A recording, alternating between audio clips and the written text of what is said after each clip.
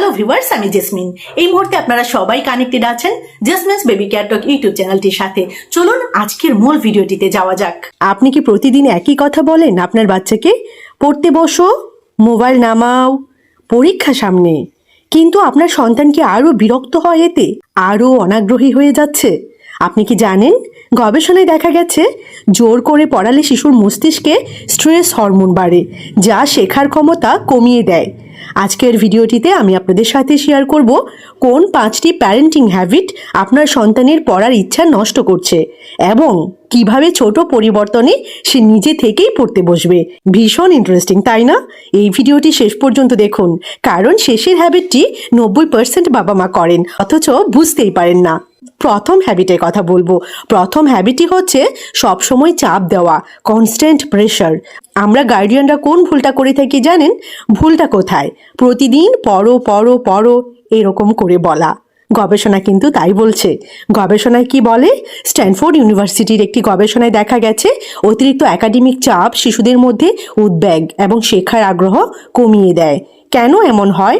মস্তিষ্কের amygdala stress পেলে শেখার অংশ প্রিফ্রন্টাল কর্টেক্স কম কাজ করে। ছোট্ট একটা উদাহরণ আপনাদের সাথে শেয়ার করি। রাফি ক্লাস 4-এ পড়ে। মা প্রতিদিন 3 ঘন্টা পড়তে বসায়। ফল কি হয় জানেন? বই দেখলেই তার মাথা ব্যথা শুরু হয়। নির্দিষ্ট সময় ঠিক করুন, 25 মিনিট পড়া প্লাস 5 মিনিট ব্রেক, বিরতি। ছোট লক্ষ্য দিন, আজকে শুধুমাত্র 5টা অঙ্ক। 2 নাম্বার অভ্যাসে চলে যাব। 2 নাম্বার অভ্যাসটি হচ্ছে তুলনা করা। দেখো, পাশের বাসার সুমাইয়া 95 পেয়েছে এই সাবজেক্টে। এরকম করে কথা বলা, এরকম করে কম্পেয়ার করা অন্যদের সাথে। গবেষণা কি বলছে? আমেরিকান সাইকোলজিক্যাল অ্যাসোসিয়েশন জানায় তুলনা শিশুদের আত্মসম্মান কমায়। ফলাফল কি হয়? সে ভাবতে শুরু করে, আমি ভালো না। পরিবর্তন কি আনা যায়? কি আনতে হবে? অন্যের সাথে না, নিজের গতকালের সাথে তুলনা। আপনি এটা বলুন বা আপনি এটা বলতে পারেন, গতবারের থেকে 5 নম্বর বেশি পেয়েছো, দারুণ, সুপার। 3 নাম্বার হ্যাবিটে চলে যাব। সেটা হচ্ছে শুধু ফলাফল, প্রক্রিয়া নয়। আমরা বলি কত নম্বর পেলে, কিন্তু জিজ্ঞেস করি না তুমি কি শিখলে। গবেষণা কি বলছে?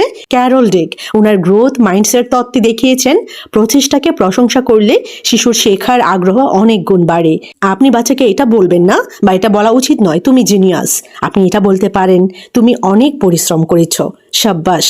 4 নাম্বার হ্যাবিটটি হচ্ছে মোবাইল দিয়ে শান্ত রাখা। খাবার সময় মোবাইল, কাঁদলে মোবাইল, ঘুমানোর আগে মোবাইল, আপনি একটু বিজি থাকলে সেরকম ক্ষেত্রে মোবাইল। গবেষণা কি বলছে জানেন? হার্ভার্ড ইউনিভার্সিটির রিপোর্ট বলছে অতিরিক্ত স্ক্রিন টাইম মনোযোগ কমায়, কারণ ডোপামিন আসক্তি তৈরি করে। সমাধান কি হতে পারে? ঘরে নো ফোন স্টাডি জোন ঠিক করুন। পড়ার আগে 30 মিনিট স্ক্রিন বন্ধ, ইভেন ঘুমের 1 ঘন্টা আগেও স্ক্রিন বন্ধ। 5 নাম্বার অভ্যাসে চলে যাব। সেটা হচ্ছে নিজেরা উদাহরণ না হওয়া। আপনি যদি সারাক্ষণ মোবাইলে থাকেন, সন্তান কেন বই হাতে নেবে? একটু ভাবুন তো। গবেষণা কি বলছে? ইউনিভার্সিটি অফ মিশিগান জানায় শিশুরা অনুকরণ করে শেখে। করণীয় কি? প্রতিদিন 20 মিনিট ফ্যামিলি রিডিং টাইম ঠিক করুন। সবাই একসাথে বই পড়ুন। মনে রাখবেন, আপনার সন্তান অলস না, সে হয়তো ভীত, চাপগ্রস্ত অথবা নিরুৎসাহিত।